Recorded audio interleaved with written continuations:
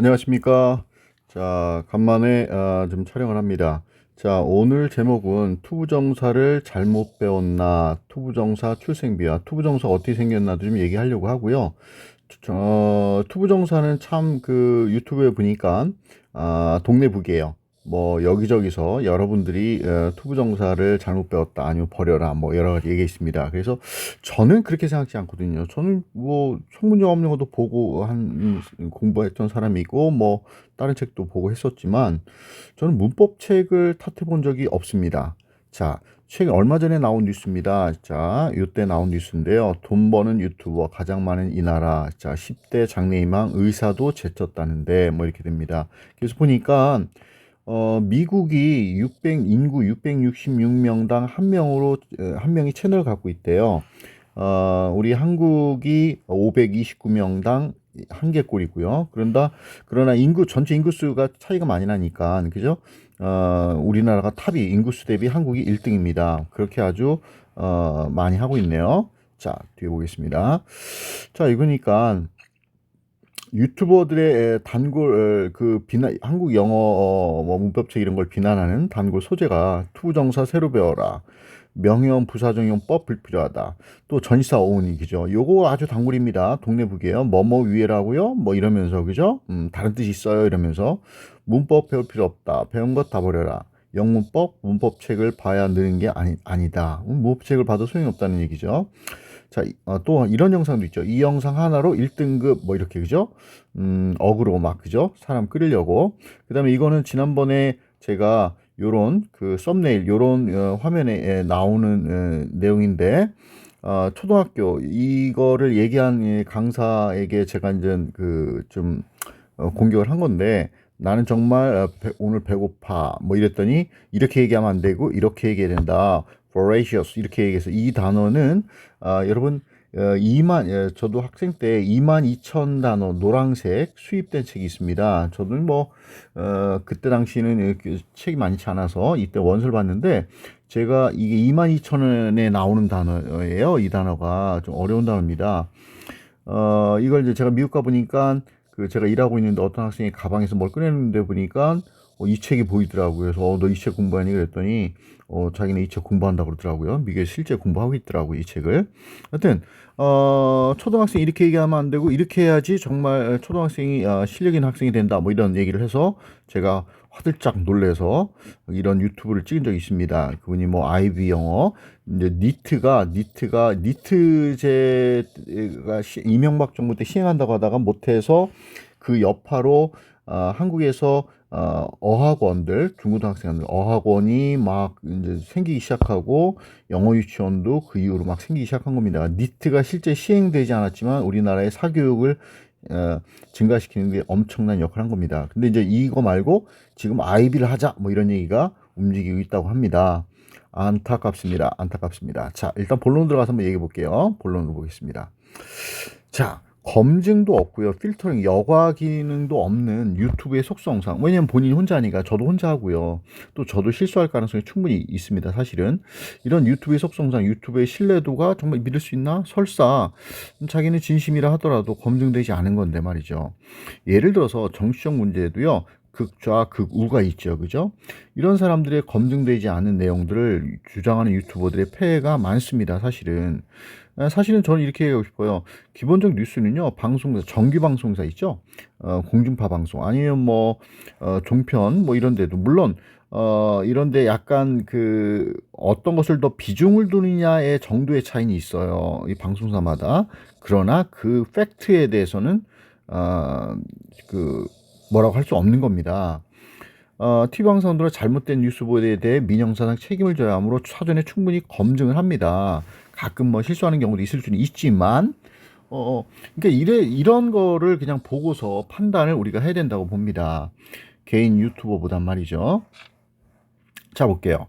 자, 어떤 분이 이런 주장을 합니다. 투부정사의 부사적 명사 형사용법 불필요합니다. 내가 이민 가보니 알게 되더군요. 자, 그럼 모두 이민을 가야 된다는 말씀인가? 자, 뭐라고 했냐면 투부정사의 투가 전치사에서 온 건데 전치사가 원래 뭐뭐로 뭐뭐를 향해 뭐뭐에게로라는 의미로 미래 방향을 잡고 목적지까지 쭉 도착하는 어떤 미래 지향성을 나타낸다. 그리고 투부정사가 그렇고 동명사는 과거이다. 그래서 이제 우리가 새로운 관점을 가져야 된다는 거예요. 그분 말씀이 이런 얘기입니다.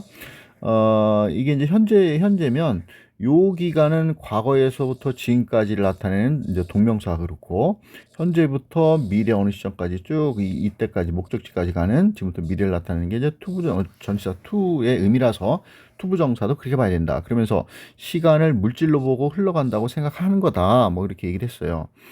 여러분, 저는 문헌으로 책으로는 지금 위에 이런 얘기를 본 적이 없어요. 이런 얘기를 투부정사 투가 전치사에서 온 건 맞습니다. 그러나 투부 뒤에 예를 들어서 뭐 to like 이렇게 돼 있는데, 이 동사가 붙으면서 투부정사라고 하는데, 이때에도 이 to가 이런 의미를 갖는다라는 걸 문헌으로 본 적은 없어요. 단 온라인상의 글 같은 거로 나무 위키에서 검색이 여기도 뭐라고 나오면 투부정사 to는 뭐뭐으로라는 말에 미래에 대한 느낌이 많다, 뭐 이런 얘기가 나옵니다.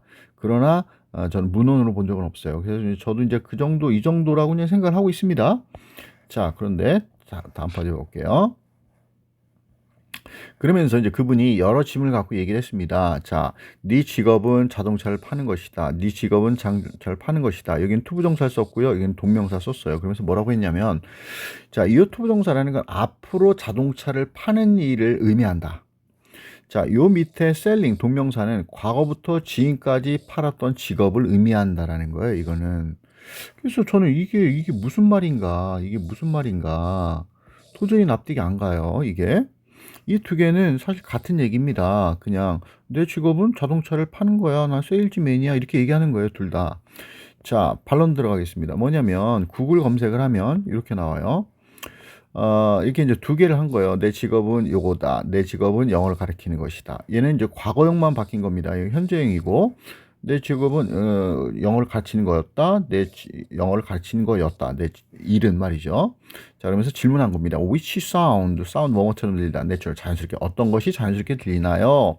A의 두 가지, B의 두 가지를 질문한 거예요. 그랬더니 이제 원어민들이 이제 서로 보면서 이것들은 둘 다 내추럴 자연스럽습니다. 그러나 만약에 내가 말해야 된다면 어떤 것을 내가 더 자주 종종 사용하는지를 말해야 한다면 두 경우에 말이죠. each 그것은요 continuous 더불어서 형용사전에 계속적인 것. 그러니까 뭐냐면 2번을 선택하겠다는 거예요. 2번 요 2번을 선택하겠다는 거예요. 2번을 동명사 쓴 거를. 요게 뭐 둘 다 자연스러운데 자기는 요걸 쓰겠다는 거예요.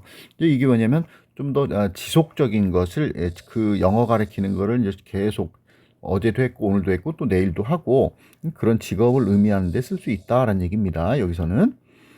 알겠죠? 그러니까 오늘로 직업이 아니라 내일도 하는 직업인 거고요. 그죠? 근데 여기서 이제 이렇게 이 셀링은 과거부터 지금까지 팔았던 직업이다. 뭐 이렇게 얘기를 하고 계세요. 자, 그러면서 그 다음 사람이 또 뭐라고 그랬냐면, 그것들 모두 둘 다 좋아요. 나는 개인적으로요, 말할 거예요. 뭐, 둘 다, 뭐를, 넘버 투. 그러니까 넘버 투가 뭐야? 요거, 알겠죠? 요 경우를 말하겠다. 그러니까, 미국 원어민들은 저런 경우를 더 선호한다는 겁니다. 내 직업 뭐뭐다 할 때. 그런 거 구분 없이 말이죠. 자, 그 다음 볼게요. 뭐냐. 계속 이제 뭐라고 말씀하시냐면, 그러면서 이 투부정사라는 것은 미래를 나타낸다. 그래서 뭐라면 1번을 적으면서 이게 1번 발생하는 거고 그 다음에 이거 2번 발생하는 거다. 시간의 흐름이 이렇게 간다. 난 원한다.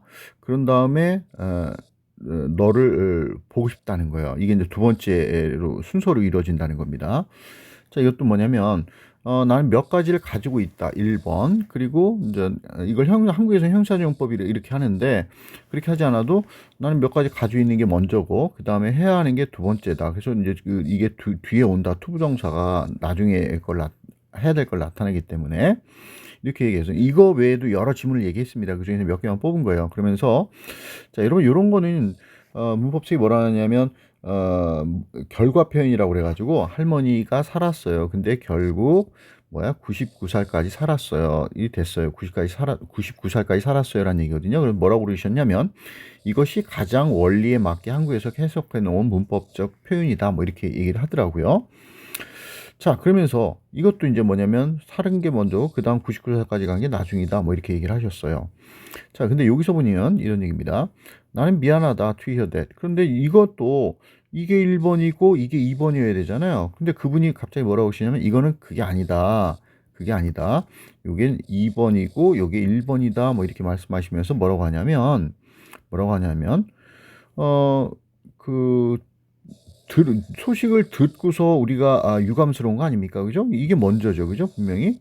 근데 이건 왜 이렇게 바뀌었냐라고 하면서 이렇게 얘기합니다. 한국은 서울시, 송파구, 방이동 이렇게 큰 거부터, 그러니까 그러니까 그 주소를 나타낼 때 큰 거부터 이렇게 가잖아요. 그죠?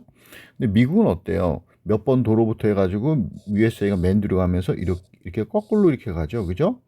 그러면서 뭐라고 하냐면 영어는 이런 스타일로 간다. 이런 스타일로. 그래서 요런 모양으로 이 글도 요런 모양으로 간다. 중요한 건 이것이다. 응? 그 소식을 들은 게 뭐 이렇게 되면서 순서가 또 이건 또 바뀐다는 거예요. 이런 거에서 보듯이 한국과 미국의 차이가 윗문장에도 적용된다. 뭐 또 저건 또 뭐 이해 납득이 좀 안 가는데 하여튼 그런 얘기를 합니다. 근데 그래서 제가 제 생각에 이건 이제 제 생각입니다. 요 색깔은 제가 알기로는 오히려 영어는 후치수식 즉 요런 게 저기 뭐야 그 이렇게 뒤에서 꾸며주는 게 이런 게 사실 더 많지요. 그죠? 그런데 여튼 간에 여튼 좀 이게 납득이 안 가요. 그래서 어느 거는 뭐 여기 1번, 2번 이렇게 얘기하면서 자, 뒤에 좀 보겠습니다. 그 댓글에서 이제 댓글에 뭐라고 그러냐면 100년 묵은 체중이 뻥 뚫리는 기분이다. 진정한 지식인 선구자 뭐 이렇게 얘기합니다. 제가 아는 것은요. 저는 영어를 가르치고 있는 사람이요. 투부정사는 특정한 상황을, 동명사는 일반적 상황을 의미한다라고 그냥 그렇게 전 알고 있습니다. 그렇게 그 봐도 영어 공부하는데 전혀 지장 없고요. 자, 요거는 일반 문법책에 나오는 표현입니다. 투부정사의 부사적 표현. 이런 부사적 표현 중에 한 7, 80%는 다 이걸로 사용돼요. 근데 이제 이 투부정사가 그 유튜브에서 자꾸 공격을 받는 게 이런 거예요. 목적, 원인, 결과, 근거 이런 걸 외우게 한다 학생들. 이걸 왜 외우는지 모르겠다. 이걸 이제 학생들이 많이 봐서 자연스럽게 받아들이기도 하고요. 이걸 일부러 막 외우라고 하는 선생님이 거의 없습니다. 자, 그런데 저는 이렇게 생각합니다. 이런 투부정 부사 표현들은 다 추가적인 정보를 전해주는 거거든요. 이 뒤에 없어도 문장 구성이 이거 없어도 앞에 문장 구성이 다 완벽합니다. 자, 여기서 to를 제가 다 지워볼게요. 지워봅니다. 지워보세요. 자, 나는 갔다. 친구를 만난다. 그러면 만나서 가서 친구 만났어. 이렇게 해도 되고요. 만나기 위해서 해도 되고요. 나는 기뻐. 너를 봐. 너 봐서 기쁘구나. 그는 컸어. 그래서 위대한 사람이 됐어. 커서 위대한 사람이 됐구나. 그는 틀림없이 부자구나. 그 차를 샀구나. 부자라서 그 차를 샀구나. 아니, 그 차를 사다니. 참 부자구나. 다 상관없어요. 이거를 굳이 뭐 비난하고 저는 요런 표현들을 이거를 그러면 이걸 왜 했을까? 왜 만들었을까? 저는 이걸 비난하지 않습니다. 이거를. 왜냐면 제가 이제 툴을 빼보면서 해봤어요.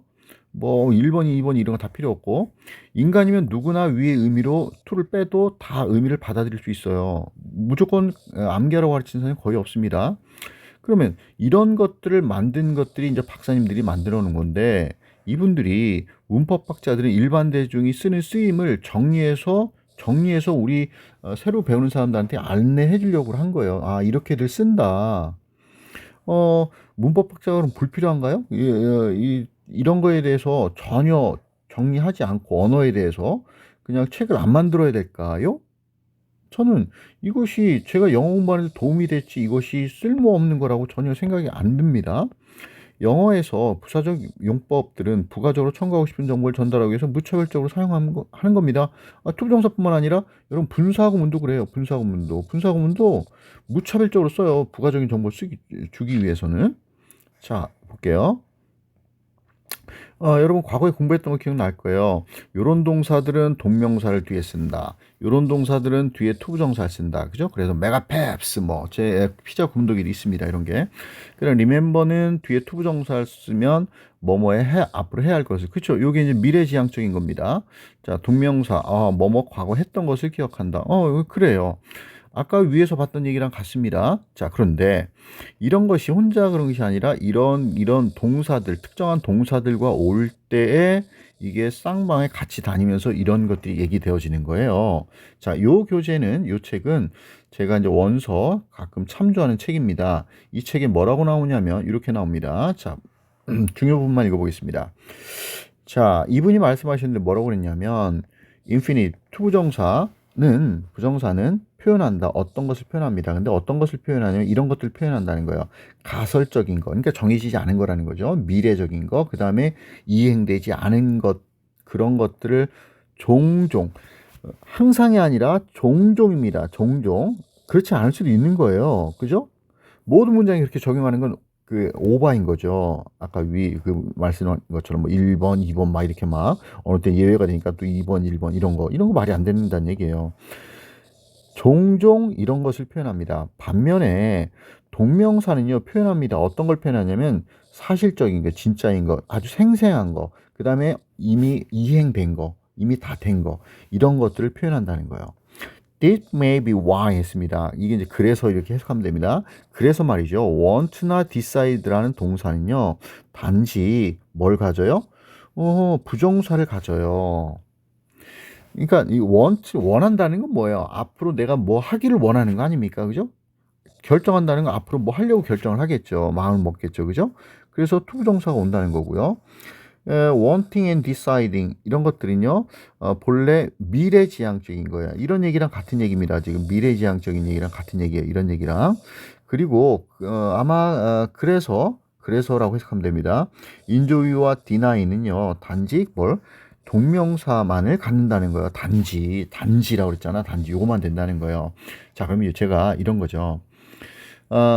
지금 투부정사가 미래지향성이 있고 그 다음에 동명사가 과거지향성이 있다고 그랬잖아요. 그죠? 그런데 우리가 이런 동사들을 문법학자들이 문법책에다가